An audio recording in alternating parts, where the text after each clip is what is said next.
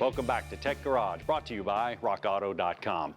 Now we got our spindle off and we're ready to push the bearing in. But you know, it's always a good idea to have a second set of hands when you're doing this. It's almost an art form. And even better yet, we have Chief Tech Chase. He's a master tech, so this is going to be even easier. But this is not a real easy job. It's sure not, John. There's a lot of parts in here that can come apart, so safety is a big player.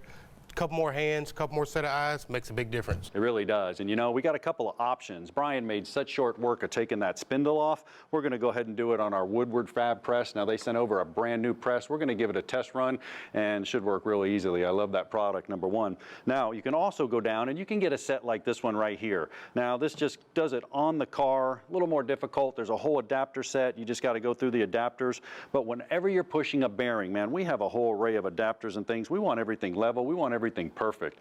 So step number one, well, what we had to do, first thing we had to do is actually pull the actual hub bearing out of there, the whole hub itself with the tire bolts to it. And that's just a matter of setting up the press. We set up the press, we got the tunnel on there, we got it up high enough so it would drop down. Then without taking any clips off, we just pushed down on the top of it from the back side. It fell out right through the bottom, voila, the hub was off. Now what do we do? Well, then we got to press the bearing out. But these bearings, you know, they have clips in there, and some do, some may have, may not have. So you have to look at each side and see what you need to push it out. You may have different size tips there on the end of the press to push it out, different types. So just be careful. It's a lot of pressure getting put on those bearings. Yeah, and that was as easy as putting a screwdriver in there and just popping it out of there. Once we got that off, we were ready to actually push the bearing out itself. Now, to do that, we wanted to make it perfectly level. So we got a little tube, we put it on there. Our adapter fit right on the outside of the bearing, but not enough where it's going to actually rub the housing. A couple of presses, we got the press straight, we got it going, we pressed it down, bearing popped right out the bottom, bam, there it was in our hand. Yep. Well, you know, John, you may have to fabricate different kinds of plates, different kinds of sizes, just to make it all work. But the key there is it's got to be flush, so to make a nice, smooth transaction to get that bearing out of there. And that's what we did. We put the clip back in, put it on the other side, and the way we took it out, we just reversed the procedure. We went ahead and pressed it in, and we were watching it. Once it started to get tight in the gauge, we knew we were seated there, and we put the other clip in. Chase, it's a matter of now just putting that hub in. Yeah, let's do it. So you grab the hub, and I'll grab the adapters, and we'll try to get it level. Now what I did, I actually took a bolt and I put it in here where the actual steering stop was. Why'd I do that? Once again, to get this thing perfectly level, went down, welded up a little piece here that I can put on there. So now I want to get down here and I want to look. I want to make sure this thing's looking pretty level because we have our clips in and we're going to push that hub back in there, all the way back in there. And once we do that, this is one of the most critical steps here, okay? And why is that? Is because now we have a chance to separate and push that bearing and do some damage. So once you got it straight, you hold it. You ready? Yeah, I think I'm ready. Okay, I'm gonna bring it down. Now this is nice. We got our handle right over here. We got our 20-ton Woodward Fab press. Got a gauge right up here I can watch. Starting to go down.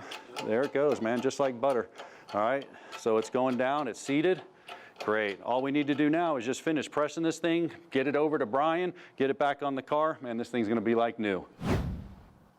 Well, while those boys are working the magic over there, I took a few extra minutes to look around and do a really good visual inspection in here while I can see everything. Keep in mind, the condition of that bearing was rough. So I'm looking for any type of obvious damage here on the control arm. No chips or fractures or anything that I can see. I think we're okay, but take a few minutes and do that. One bonus piece of information, I found the serpentine belt's in pretty rough shape. We're gonna need to replace that. But John, that thing looks awesome. I'll tell you what, it doesn't look awesome. Actually, you hear no noise, which is a good thing. Tremendous. It's in there, you got a little bit of tension, which is great. Everything's ready to go. We put the turn stop back in. Perfect. It's a matter of just reversing the procedure. So yep. if you hold that CV axle, I'll try to get it splined in. Perfect. Look at that. Perfect. Come over Set here. it down on that ball joint. Sit it down right there. Nicely done. Look at that. Let's get a nut on there. Okay.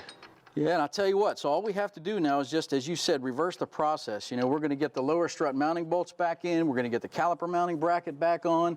We're going to torque everything. We're going to set the car down.